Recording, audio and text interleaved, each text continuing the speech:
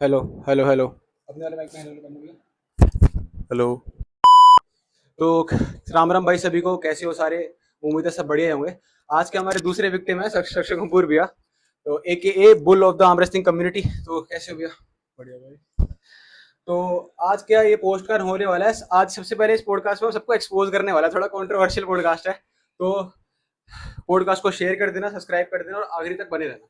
अच्छा भाई, तुमने पहले ही बता दिया कि कंट्रोवर्शियल बनाना है, तो उसके तो हम महारत हैं। कोई नहीं, पोल खुलेगी तो खुलने देंगे, कोई नहीं। जितनी बातें होती हैं दिल से तो करेंगे। हम अपने पहले क्वेश्चन की ओर बढ़ते हैं। तो भैया इतने सारे गेम्स होते हैं, स्पोर्ट्स होते हैं, तो आर्म रेसलिंग ही क्यों? तो ऐसा नहीं है कि आर्म रेसलिंग ही था मेरी लाइफ में स्पोर्ट्स। मैं 3 साल की उम्र से स्पोर्ट्स में ही हूँ। मैंने 11-12 साल मार्शल आर्ट्स किया है। उसके बाद मैंने नेशनल लेवल तक मैंने फुटबॉल भी खेला है। फिर 2021 में मेरा थोड़ा दिमाग खनका, तो मैं हमेशा कॉम्बैट स्पोर्ट्स के लिए मतलब एक had a fanatic brain for combat sports. बहुत अच्छा लगता था, रश और एड्रेनलिन जो मिलता था, टेस्टोस्टेरोन बूस्ट जो आता था, कॉन्फिडेंस जो आता था, प्लस जो एग्रेशन था। तो एंड कंट्रोल्ड एग्रेशन सबसे बड़ी बात, क्योंकि मैं टीम स्पोर्ट्स में था, तो टीम स्पोर्ट्स से बिल्कुल ही इंडिविजुअल स्पोर्ट्स में आना डिफरेंट भी था और काफ़ी एम्पावरिंग था। तो आर्म रेसलिंग यार यूट्यूब पे देखा, बहुत अच्छा लगा और ट्राई करना चाहता था और ट्राई किया मैंने, तो अच्छा लगा। जैसे हर आर्म रेसलर की स्टोरी होती है, 2 बार पंजा लड़ाते हैं तो तीसरी बार वो कंपटीशन में ही जाते हैं सीधा, तो यही थी story. What motivated you to become a arm wrestler? भाई, मोटिवेशन का पता नहीं, बट अब पैशन बन गया। तो मोटिवेशन अब है बेस्ट बनने की। बाकी मेरे को एग्जैक्ट नहीं पता कि क्या मोटिवेट किया, बट ये गेम ही प्यार है यार। तो सबसे पहले मैं अपने व्यूअर को ये बताना चाहूंगा कि भैया 100 केजी में अच्छे खासे चैंपियन हैं, तो आप कुछ अचीवमेंट्स के बारे में बताइए अपने।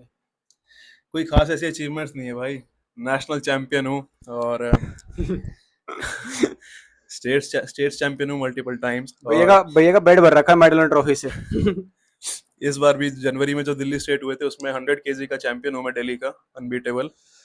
और प्रोपंजा खेलता हूँ मैं। एंड तैयारी है लीग की, बट अगर लीग नहीं भी हुआ तो नो इश्यूज, क्योंकि नेशनल्स एक ज़्यादा बड़ी इंपॉर्टेंस है मेरे लिए। और आप इस जर्नी में आपके क्या अप्स एंड डाउन्स रहे हैं? अप्स एंड डाउन्स बहुत रहे हैं भाई।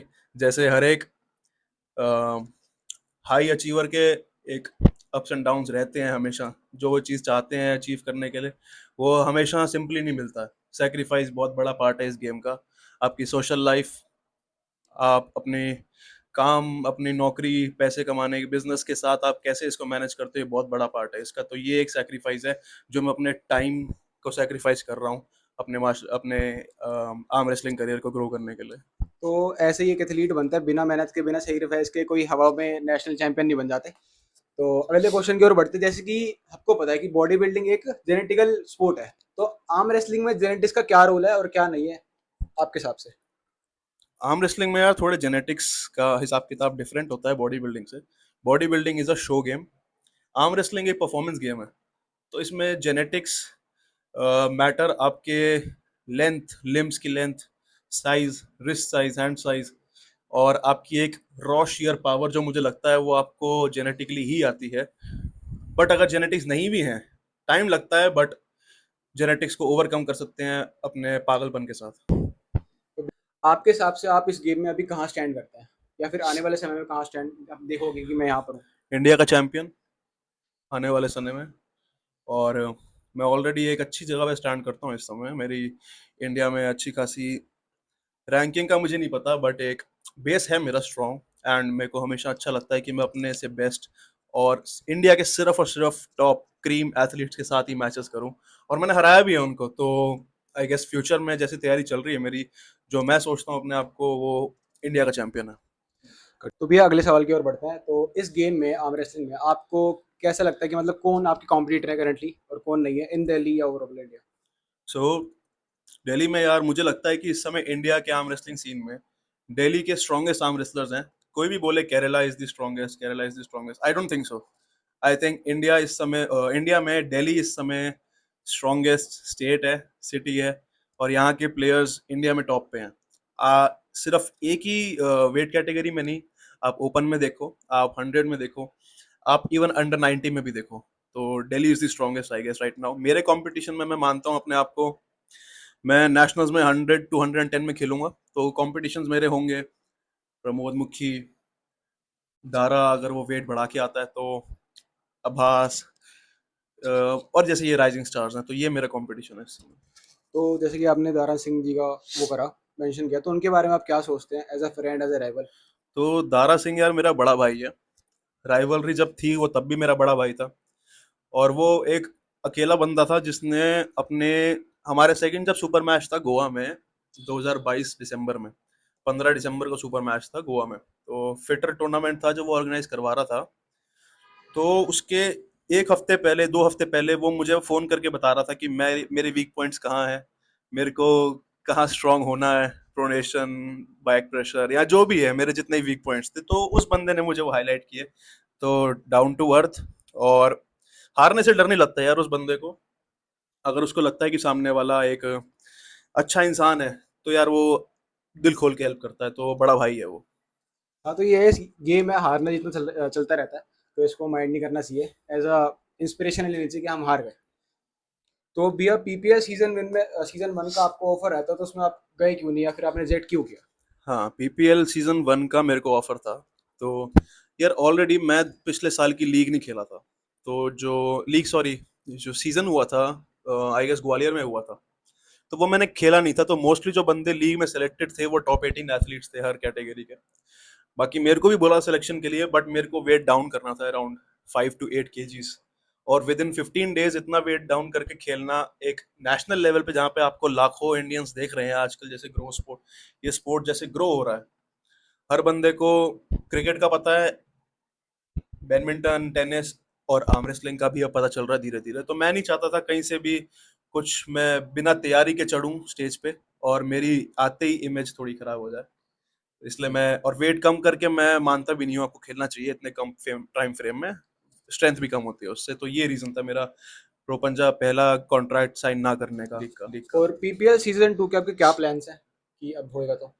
सीजन 2 के सिलेक्शन यार नेशनल्स में होंगे, तो नेशनल्स की जैसी भी कंडीशन होगी और नेशनल में जैसे भी आपके परफॉर्मेंस होगी, उसके बेसिस पे लीग का सिलेक्शन होगा। और मैं नहीं कह सकता इस चीज़ का कि मैं लीग में सेलेक्ट होऊंगा कि नहीं, मेरा एम भी नहीं है लीग में सेलेक्ट होना, मेरा एम है इंडिया में नंबर 1 बनना। अब वो चाहे लीग में जाके बनूं या जैसे भी बनूं, मुझे कोई इशू नहीं है। तो अभी दिमाग में बहुत बड़ा कोई एम नहीं है लीग का, नेशनल्स मेरे दिमाग में पहली प्रायोरिटी है इस समय। तो आपका एज अ कोच आप अपने स्टूडेंट्स को क्या कहना चाहोगे? सो एज अ कोच यार, सबसे पहले इंजरी प्रिवेंशन, दूसरा है फंडामेंटल्स को स्ट्रॉन्ग करो, सिर्फ और सिर्फ, कोई फैंसी वर्क नहीं।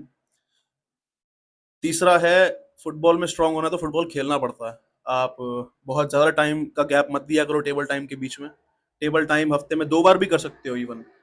जितना इसको टाइम दोगे, ये आपको उतना जल्दी ग्रोथ देगा। तो अपने जिम्स की लिफ्ट के साथ टेबल टाइम बहुत इंपॉर्टेंट है। और दूसरा है, चौथा पॉइंट है स्ट्रेचिंग, मोबिलिटी। सबसे ज़्यादा बंदे यही मात खाते हैं, और वो एक एक 2 2 महीने पीछे हो जाते हैं अपने इंजरी की वजह से, सिर्फ जो वो उस सीजन में अपने आप को गेन कर सकते थे, स्ट्रेंथ स्ट्रॉन्ग कर सकते थे, और वो चीज़ उनकी अलग हो जाती है उनसे जब वो इंजरी खाते हैं, तो वो नहीं स्ट्रॉन्ग हो पाते। तो इंजरी प्रिवेंशन सबसे बड़ी बात है एक एथलीट के लिए। तो अगले सवाल की तरफ बढ़ते हैं। तो अगला सवाल है मेरा कि इस स्पोर्ट में, आर्म रेसलिंग में, स्टीरॉयड्स अब्यूज कितना है? बहुत। जैसे? जैसे कि इतना जवाब काफी नहीं था। डोजेज बताऊं? नहीं, डोजेस तो नहीं, बिगनर लेने आते हैं। जो जैसे कि हमने देखा कि काफी बिगनर लेने आते हैं, कि मतलब अर्ली देखो, ग्रोथ के चक्कर में स्टीरॉयड्स लेते हैं। तो उनके लिए आपका क्या मैसेज है? सबसे पहली बात तो, जो भी गेम कहीं भी वर्ल्ड में कहीं भी जब फेमस हो रहा होता है, एक लाइफ साइकिल होती है हर एक चीज की ग्रोथ करने की। तो एक बार एस्टेब्लिश होने के बाद जब ग्रोइंग फेज में होता है ना स्पोर्ट्स अपने, तो बंदे फर्स्ट कम फर्स्ट सर्व वाली अपनी अप्रोच अपनाते हैं। जो वहां पे अपनी शाखाएं टांगे फंसा लेता है उस गेम में, स्ट्रांग हो जाता है, तो उनको बहुत ही रिस्पेक्टफुली देखा जाता है। तो मेरा मतलब, मेरा थोड़ा ये थिंकिंग ये है कि बंदे स्टेरॉइड्स क्यों लेते हैं अपने गेम में बेस्ट होने के लिए, रिस्पेक्ट के लिए, और अपनी मेहनत का अच्छा फ्रूटफुल रिजल्ट मिले उस चीज़ के लिए। तो अब्यूज़ की बात जहाँ तक आई, यार ये नशा है, कम करोगे बचे रहोगे, और नशे में ही रहे बाहर नहीं आए, तो लाइफ लॉन्ग इश्यूज हो सकते हैं यार इससे। तो अब्यूज़ मैं जानता हूँ पर्सनली, मैं बहुत इन्वॉल्व हूँ, स्टोरीज मैंने बहुत सुनी है पर्सनली लोगों से, उनकी यूसेज स्टोरीज। तो कुछ कुछ तो यार ओवर द टॉप जा चुके हैं इन चीज़ों में, लेकिन अब छोड़ दिया है। तो by the grace of God I think वो अब ठीक भी हो जाएंगे। बट इतने स्टेरॉइड्स की नीड नहीं है स्पोर्ट्स में, जितना बॉडी बिल्डिंग नहीं है यार स्पोर्ट्स ना, सबसे पहली बात। यहाँ पे आपकी परफॉर्मेंस ज़्यादा मैटर करती है, और परफॉर्मेंस आप अपनी सेंट्रल नर्वस सिस्टम, अपने मतलब कोर को स्ट्रॉन्ग करके भी बढ़ा सकते हो परफॉर्मेंस। सिर्फ स्टेरॉइड्स ही नहीं है इसका, steroids is only 40% of this game. वो भी थोड़ा ज़्यादा बोल दिया मैंने। और आपके पास एलीट जेनेटिक्स हैं तो स्टेरॉइड्स बहुत पीछे चले जाते हैं। तो जेनेटिक्स भी बड़ा अच्छा रोल प्ले करते हैं इस गेम में, ऐसी बात नहीं है। तो अगले सवाल भैया, जैसे कि अब नए बच्चे हैं जो आर्म रेसलिंग में घुस रहे हैं, आर्म रेसलिंग करना शुरू कर रहे हैं, तो अभी ऑब्वियसली ये इंजरी प्रोन स्पोर्ट तो है, काफ़ी इंजरी होती है, कई बंदों की एल्बे टूट टूट जाती है, मैंने भी देखा कई बंदों के सामने। तो इंजरी फ्री रहने के लिए आपका क्या वो है? स्ट्रेचिंग मोबिलिटी पहला, दूसरा आइसिंग या फिर कोल्ड बाथ्स, तीसरा ब्लड फ्लो की रिकवरी। ये अलग होती है सबसे, शायद आपने सुनी हो या ना सुनी हो। एक्सरसाइजेज ही होती हैं बट ब्लड फ्लो एक्सरसाइजेज होती हैं हमारी नॉर्मल एक्सरसाइजेज से। और चौथा is frequent table time. Mostly मैंने देखा है जब टेबल टाइम में बहुत ज़्यादा गैप करते हैं बच्चे और फिर टेबल पे आते हैं तो हाथ टूटते हैं।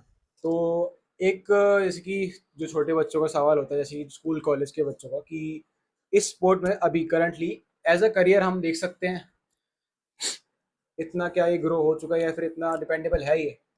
बिल्कुल भाई। तो अगर टॉप टू डाउन अप्रोच लगाएं यार, ऊपर बहुत फ्लरिश हो रहा है game. World championships, Asian championships, और वॉल, और अपनी ईस्ट वर्सेस वेस्ट, जितनी सारी ये टूर्नामेंट्स हो रहे हैं, इंटरनेशनल टूर्नामेंट्स, यहाँ पे इंडियंस को भी इवन चांसेस मिल रहे हैं कि आके compete करें। नीचे क्या हो रहा है भाई, बेस मैं मानता हूँ is school, university, state, zonal level. तो कई स्कूलों में arm wrestling as a sport involve हो चुका है, वहाँ पे लोग आर्म रेसलिंग कर रहे हैं, कई स्कूलों में टेबल्स पड़ी हैं। हम्म। अपने कॉर्पोरेट इवेंट्स में लोग आर्म रेसलिंग के टेबल लगाते हैं, और एमएनसीज में भी, इवन सीपी में बहुत इनॉग्रेशनल जो इवेंट्स होते हैं वहाँ पे आर्म रेसलिंग भी करवाते हैं। तो ग्रोथ बहुत अच्छी है यार। प्लस जो भी फेडरेशन आ गई हैं, पीपीएल है, और पाफी है, स्पॉन्सरशिप्स जो बाहर से मिल रही है बंदों को अपनी फेस वैल्यू पे, Instagram following, YouTube following, social media जितनी इंक्रीज हो रही है, आई गेस आपने अभी ट्रेंडिंग देखा होगा कि सारे आर्म रेसलर्स धड़ल्ले से वीडियोस बना रहे हैं स्पॉन्सरशिप की, pre workout, hmm. Take this pre workout, take insta पे दैट बहुत प्रोटीन। आजकल स्पॉन्सरशिप का चल रहा है, हाँ। बिग मसल वगैरह तो का। आर्म रेसलिंग की प्रोस्पेक्ट से ग्रोथ और क्या है यार। हम्म। प्लेयर को अगर उसका मंथली स्टैक और सप्लीमेंट्स का पैसा उसका बच रहा है तो आई गेस ये बहुत ही अच्छे लेवल पे जाने वाला है। नेक्स्ट 5 years में इट विल ब्लो। तो भैया अगले सवाल की तरफ बढ़ते हैं। जैसे कि हमने आपकी पुरानी रील्स देखी है, पुरानी क्लिप्स देखी हैं, आप पहले लायन एम्पायर और फिटलाइन के फेडरेशन में खेला करते थे, तो अब आपने क्यों मूव ऑन कर दिया, छोड़ दिया उसको? फेडरेशन का सीनियर इंडिया में 3 साल पहले बहुत डिफरेंट था जो अब है। 3 साल पहले बीसीआई हुआ करता था, बीसीएआई, लायन एम्पायर्स हुआ करता था, और जो फिटलाइन आपने बोला वो स्पॉन्सर्स थे लायन एम्पायर के, तो वो फेडरेशन नहीं थी। तो ये दो फेडरेशन थी, तीसरी थी आईएएफ, जो प्रो पंजा एफिलिएट हुआ जिसके साथ 3 साल पहले, आई गेस 2020 में या 2019 में। और अब पीपीएल की पाफी है फेडरेशन, आईएएफ अलग है, बीसीआई अलग है, और लायन एम्पायर अलग है। मैं जो जुड़ा था 2021 सबसे पहले लायन एम्पायर में जुड़ा था। उसके बाद मैंने लायन एम्पायर के साथ साथ बीसीआई के भी इवेंट्स खेले थे। और मैं बेसिकली प्रो पंजा के बाद आया था, 2 साल बाद जब मेन इवेंट हुआ था, तो मैं प्रो पंजा नहीं था उस टाइम पे खेलता था। फिर मैंने लायन एम्पायर और बीसीआई को छोड़ा, फेडरेशन को, मैंने पीपीएल ज्वाइन किया, और तब से मैं पीपीएल में खेल रहा हूँ। तो ये थोड़ा फेडरेशन की दिक्कत हमेशा से रही है, आज की नहीं है। वहाँ पे भी मैंने बहुत अच्छे अच्छे इवेंट्स खेले थे, यहाँ पे मैंने बहुत अच्छे अच्छे इवेंट्स खेले, तो no hate for any federation. तो अगला सवाल है भैया कि आप इसकी, अब इतना बिजी शेड्यूल है, आप इतना अच्छे एथलीट हो, तो आप जॉब वगैरह भी करते हो, तो सारा चीज़ें कैसे मैनेज होती हैं? हाँ यार, जॉब मेरी गुड़गांव में है पिछले 3-4 साल से, कॉर्पोरेट में। मैं ऑपरेशंस टीम लीड हूँ यार जनपैट में, तो मेरा काफ़ी बिजी शेड्यूल रहता है। और मैंने मैनेज करने के लिए काफ़ी यार थ्योरीज अपनाई। मैं सोचता था कि मैं घर में वर्कआउट करूंगा, अपने वेट्स ला के रखे, मैंने जूडो बेल्ट लाई, बनाई, इक्विपमेंट्स बनाए, बट एक पॉइंट के बाद जब आप एक स्टेज पे होते हो और आपको कहीं जाना है तो आपको हर चीज अवेलेबल होनी चाहिए उसी टाइम पे, और एक रूटीन होना चाहिए। तो मैंने अपने घर में ही सेटअप लगाया पूरा, जहाँ पे मैं ट्रेनिंग करता हूँ अपने दोस्तों के साथ और अपने स्टूडेंट्स, अपने भाइयों के साथ। तो मैं अपने घर में भी ट्रेनिंग करता हूँ, मैं जिम में भी ट्रेनिंग करता हूँ, कई बार मेरा दो दो तीन तीन दिन 3 बार वर्कआउट होता है दिन में। तो ये इस चीज़ ने हेल्प करा यार कि मैंने अपना सारा सेटअप और परफॉर्मेंस बढ़ाने के लिए जो भी इक्विपमेंट चाहिए वो सारी मैंने अपने आसपास रख रखी है। मेरे से जुड़े हुए हैं, मेरे रूम में है, मेरे बेड के नीचे है, मेरे साइड में है, पिलो के पास है। तो मेरे को याद रहता है साइकोलॉजिकली कि मेरी रूट्स यही है, बेसिक्स है मेरी रूट्स, मेरे को यहीं से जुड़े रहना है, मेरे को कुछ और नहीं करना। जहाँ जाऊंगा ये पहली चीज है। तो ऐसा यार मैनेज करता हूँ मैं। तो भैया आप अपना दिल्ली में नेक्स्ट कॉम्पिटिटर किसको समझते हैं फिलहाल? देखो दिल्ली में जितने कॉम्पिटिटर्स हैं, अ, उसमें से कुछ मेन मेन हैं जिनको मैं compete करता हुआ आया हूँ, पिछले 2-3 साल से देखता हुआ आया हूँ, जो अभी भी दिल्ली में टॉप है। हम्म, मैं, ऐसा नहीं है कि मैं दिल्ली का बेस्ट हूँ या वो दिल्ली के बेस्ट है। हम 3-4 जने हैं जो हमारी कैटेगरी में दिल्ली में बेस्ट है। नीचे कैटेगरी में भी दिल्ली में बहुत बेस्ट है, लेकिन मैं सिर्फ अपनी कैटेगरी की बात करूंगा। तो अगर दिल्ली में बेस्ट मेरी कैटेगरी के प्लेयर्स हों, सिद्धांत हम्म। काफ़ी एक्सपीरियंस्ड मेरे साथ ही, आई गेस साथ साथ ही चल रहा है, वो साथ ही शुरू किया और देखते आए हैं बहुत टाइम से, 2-3 साल हो गए एक दूसरे को देखते हुए, ग्रो करते हुए। सिद्धांत हो गया, संजय भी है, पुराने काफ़ी और हार्ड अर्न्ड एथलीट हैं। अभी थोड़ी इंजरी की वजह से थोड़े आउट चल रहे थे, बट अगेन आई गेस वो फॉर्म में आ रहे हैं। तीसरा इज मेरे वेट में युवराज, जो अभी 1 ही साल हुआ है उसको आए हुए, लेकिन बहुत अच्छा कर रहा है। चौथा है आभास, वो भी बहुत अच्छा कर रहा है, इवन अपना इंडिया का पहला वर्ल्ड चैंपियन भी है जूनियर्स में। मुझे नहीं पता कोई सीनियर्स में लाया है वर्ल्ड चैंपियनशिप की नहीं लाया है, लेकिन जूनियर ये में। पहला वर्ल्ड चैंपियन है जूनियर का। तो huge respect to these guys. तो भैया जैसे कि आपने ऑल हुक प्लेयर्स को चैलेंज दे रखा है, तो उसके बारे में आप क्या क्या नहीं कहोगे? यार, चैलेंज नहीं दिया। बट मैं मानता हूँ मेरा ए गेम हुक है, हम्म, और मैं हुक में मैचेस बहुत कम हारा हूँ। मेरे को जहाँ तक याद आता है, मैं दारा से हारा हूँ मैचेस हुक में, सुपर मैच। और मैं किसी से सुपर मैचेस नहीं हारा हूँ हम्म, हुक में। और मेरे को टेस्ट करना है अपना हुक। मेरे को पता है इंडिया के बहुत अच्छे अच्छे हुक प्लेयर हैं, सचिन गोयल और एबिन कुरेन जो अभी आ रहे हैं, बहुत टाइम से बाहर थे अब आए हैं। मिजोरम के कितने प्लेयर हैं, हम्म। बेंजामिन आई गेस, और दारा है, पार्थ है, और दूसरी फेडरेशन के भी कई सारे डिफरेंट डिफरेंट प्लेयर्स हैं। तो मेरे को इन सब के साथ यार ट्राई करना है एक बार। तो मैं अब आपको बता दूं, भैया ऑनलाइन कोचिंग पढ़ते हैं, अपने घर पे भी कोचिंग कोचिंग देते हैं। तो भैया एक बार आप लोगों को बता दूं कैसे कैसे आपकी कोचिंग में एनरोल वगैरह करना है। यार कोचिंग काफ़ी मैं ऑनलाइन भी देता हूँ और ऑफलाइन भी देता हूँ, जैसे आप भी आए आज। हम्म, तो वीकली क्लासेस होती हैं मेरे घर पे, सेटअप है पूरा। और मैं अभी एक सीरीज भी चला रहा हूँ, gym less, sorry, table less gym workouts for arm wrestling. Hmm, आपको जिसमें टेबल स्पेसिफिक जरूरत नहीं है वर्कआउट्स की। देखो रॉ स्ट्रेंथ बढ़ाने के लिए आपको सिर्फ वजन चाहिए, एक पट्टा चाहिए जिसको आप खींचो। ये गेम यही है, हाथ से कितना खींच सकते हो वजन। हम्म। तो टेबल की इतनी कोई खास जरूरत नहीं है वर्कआउट्स की। तो मैं, मेरी सीरीज फॉलो करो इंस्टाग्राम पे, मेरे को ऑनलाइन ट्रेनिंग के लिए मेरे को डीएम करो।